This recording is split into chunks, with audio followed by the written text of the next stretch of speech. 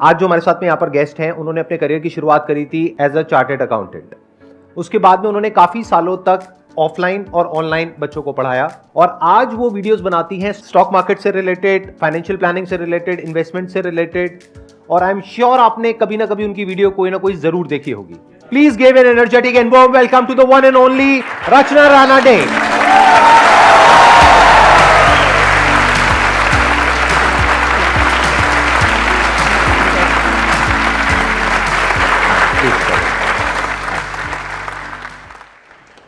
आज मुझे camera angle change हुआ ऐसे लग रहा है, क्योंकि अभी तक वो एंगल से देख रही थी आपके जितने भी वीडियोस देखे। सो आज थोड़ा ऐसे ये वाला फीलिंग, मतलब यहाँ से देखना थोड़ा अलग लग रहा है। मेरे लिए भी चेंज हो गया ना। मैंने भी आपकी जितनी भी वीडियोस देखी थी, मैंने भी वहां से देखी थी, राइट? आज मैं यहाँ से देख रहा हूँ। अचानक से मेरे कमेंट सेक्शन में, मेरे मेल बॉक्स में आने लगा कि संदीप सर के शो पे चले जाओ। मैंने कहा ये चल क्या रही है, अचानक से संदीप सर के यहाँ पे जाओ, ये कहाँ से आ रहा है? फिर मैंने बोला मेरी टीम को, यार ये थोड़ा पता कर लो कि ये क्या हो गया अचानक से। तब पता चला कि ऐसे आपने मीट योर फेवरेट यूट्यूबर करके आपने एक सीरीज चालू करी है एंड जिसमें आप अलग अलग लोगों को इनवाइट कर रहे हो। तो मैंने कहा अच्छा ठीक है, तो अब मैंने थोड़ा होमवर्क चालू करना चाहिए। तो उसके बाद मैंने आपके टोटल 14 ये वाली सीरीज़ में जितने भी वीडियोस आए हैं वो 14 दिन से, मतलब मैं रोज सिस्टमेटिकली एक एक दो टाइम निकाल के देख रही हूँ। एसआईपी में मेरे सर भी यहाँ पे आए हुए हैं, तो वो शायरी बहुत अच्छे कर लेते हैं। अच्छा, अरे नमस्कार जी। और आपके हस्बैंड भी आए हुए हैं? बिल्कुल बिल्कुल, नमस्कार जी। एक यूजुअली हमारे पास बहुत कमेंट आता है स्पेशली फीमेल्स की तरफ से कि हमारी जो फैमिली है वो हमको सपोर्ट नहीं करती है, हमारे हस्बैंड हमको सपोर्ट नहीं हमारे हस्बैंड नहीं, मतलब मेरा हस्बैंड मेरे को सपोर्ट नहीं करता है। तो आपके हस्बैंड का क्या रोल है इसमें? I am so lucky I can say to have a partner like Akshay, क्योंकि डे 1 से आज तक वो हमेशा मुझे सिर्फ प्रेस करते हैं कि जब भी मैं आगे बढ़ती हूँ तो बोलते हैं कि you just go on, I am there for the support, जो कुछ भी सपोर्ट चाहिए मैं दूंगा। 10 साल इसने जर्मन एमएनसी में जॉब किया था एंड आज उसने जॉब छोड़ के, क्योंकि मुझे सपोर्ट की जरूरत है, टीम बढ़ती जा रही है। We have a team of almost 20 people right now. हाँ जी, तो घर का कोई है तो why not. So he has now left his job and we are doing this together now. क्या बात है, let's give big hand for both of them.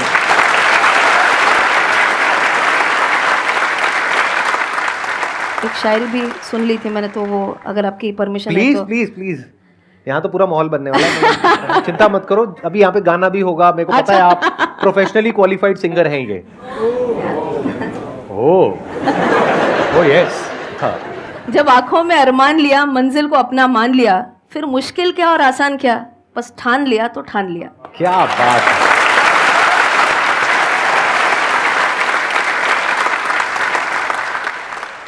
Actually ma'am 5 साल से मैं इन्वेस्ट कर रहा हूँ, तो बहुत ज़्यादा ग्रो नहीं कर पा रहा हूँ क्योंकि इंडेक्स ऊपर जाता है फिर नीचे आ जाता है।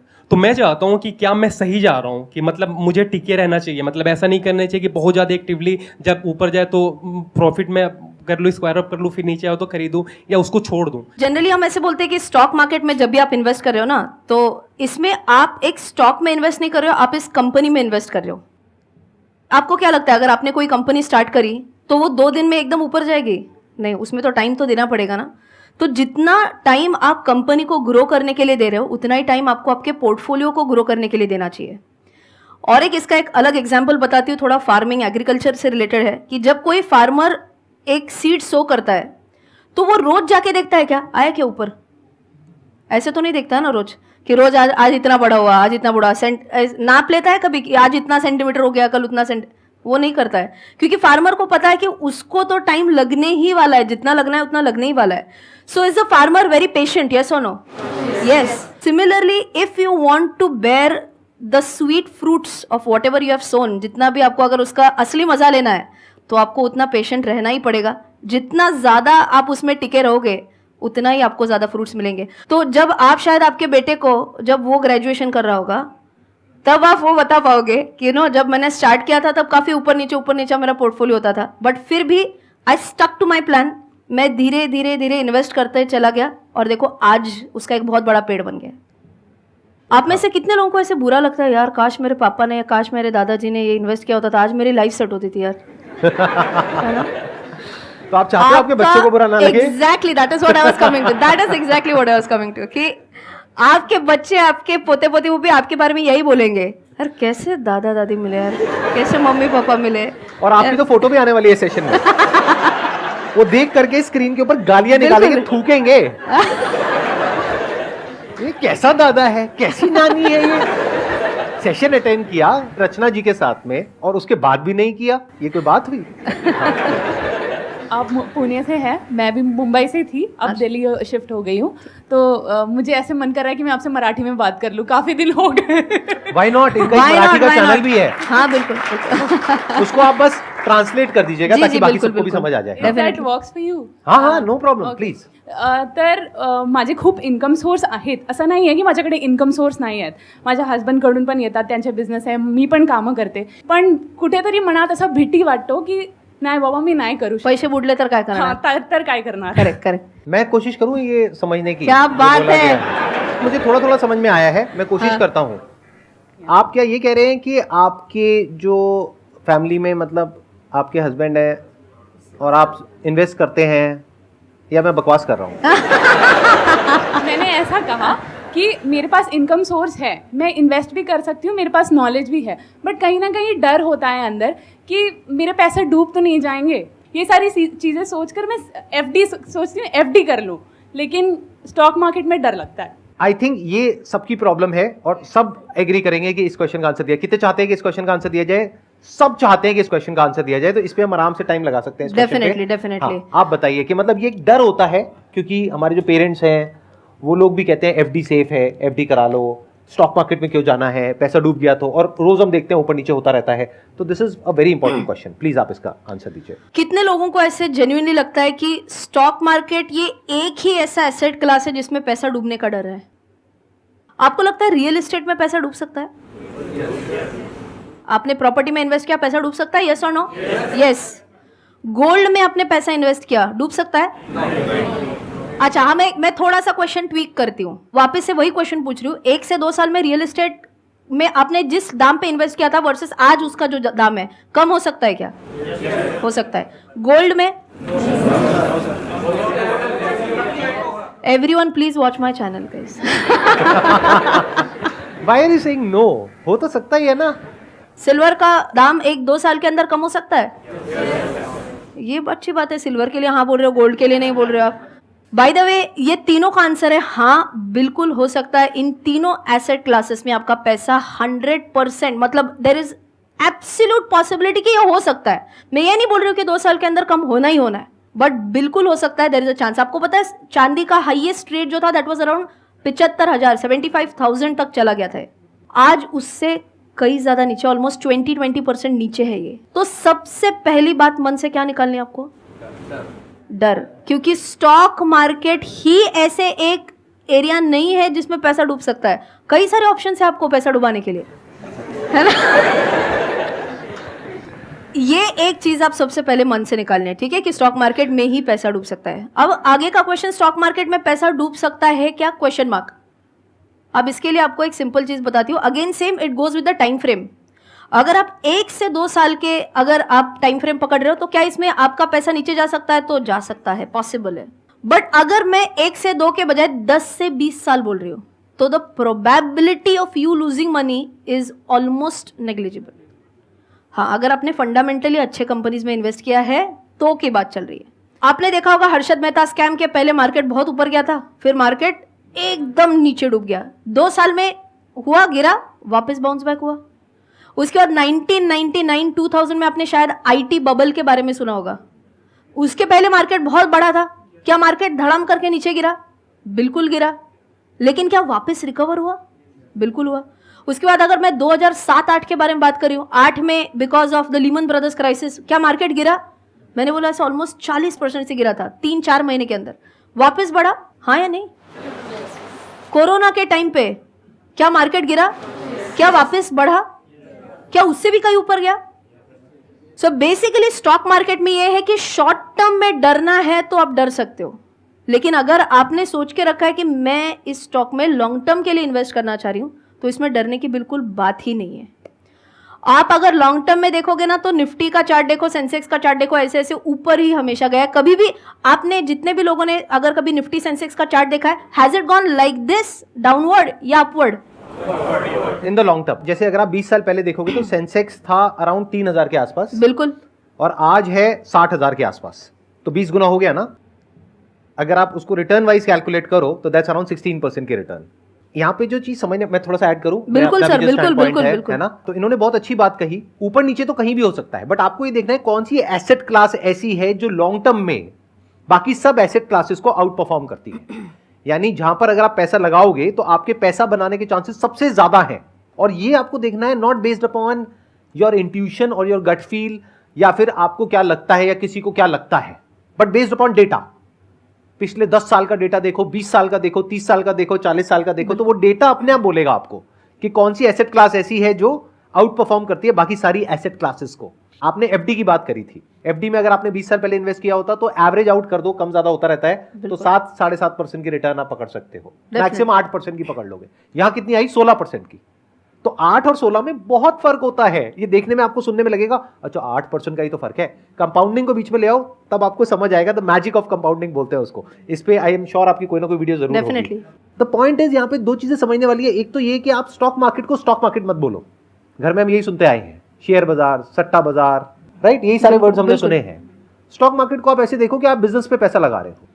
जैसे मेरा बिजनेस है, मेरे बिजनेस में अगर आपको शेयर होल्डिंग मिलती है, पैसा लगाने को मिलता है, क्या लगाओगे या नहीं लगाओगे? कितने लगाने को तैयार हैं? अरे तो मेरे प्यारे भाइयों और बहनों, टाटा है, बिरला है, कोटक है, वो मेरे से ज्यादा अच्छे एंटरप्रेन्योर्स हैं, उनका बैकग्राउंड देखो। आप बस मेरे से इन्फ्लुएंस हुए पड़े हो, but as an entrepreneur there are far better entrepreneurs than me in India and across the globe. अरे उन पे पैसा लगाओ ना। अभी जो आपकी वैल्यू फॉर मनी है, जो 10,000 की आज वैल्यू है, वो आने वाले 10 सालों बाद वो 10,000 1 लाख के बराबर होगा। उसको कैसे आप आइडेंटिफाई करो कि मुझे इतना इन्वेस्ट करना चाहिए, तो फिर आगे जाके मुझे इतनी अमाउंट मिलनी चाहिए। वो ऑब्वियसली आप एक्सेल शीट्स के थ्रू कर सकते हो सारी चीज़ें, यूट्यूब पे आपको बहुत सारी चीज़ें मिलेंगी, लेकिन आप उसको बिलीव कैसे करो? आप अपनी कैलकुलेशंस ठीक नहीं कर रहे हो, आप पहले तो कैलकुलेशंस ठीक करिए। ऐसे बहुत सारे आपको कैलकुलेटर्स मिल जाएंगे ऑनलाइन, गूगल पे आप जा करके सर्च करिए। तो इन्फ्लेशन अगर है 6-7% की, तो आज अगर आपका 1 लाख रुपए है, उसकी वैल्यू 20 साल बाद के 3 लाख के बराबर होगी।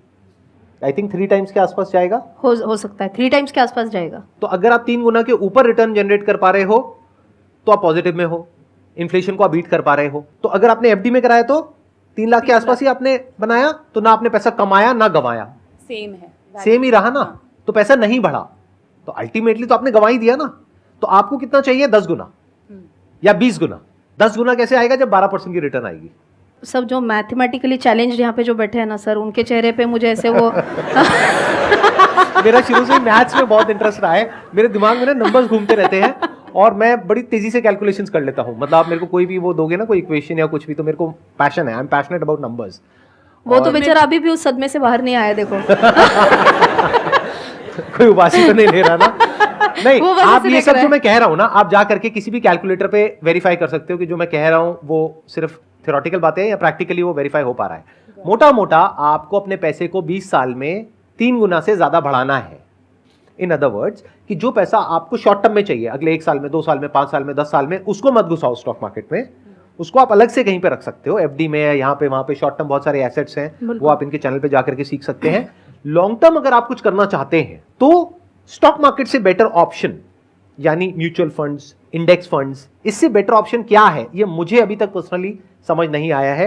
अगर आपको आया है तो प्लीज आप नहीं, बता दीजिए। बिल्कुल बिल्कुल सही बोल रहे हैं। To sum up this entire discussion, I think एक ही बात बोलूंगी, लॉन्ग टर्म के हिसाब से अगर आप सोचोगे तो एक ही ये सेंटेंस ध्यान में रखना है कि इंसान हो या स्टॉक मार्केट, आखिर जाना ऊपर ही है।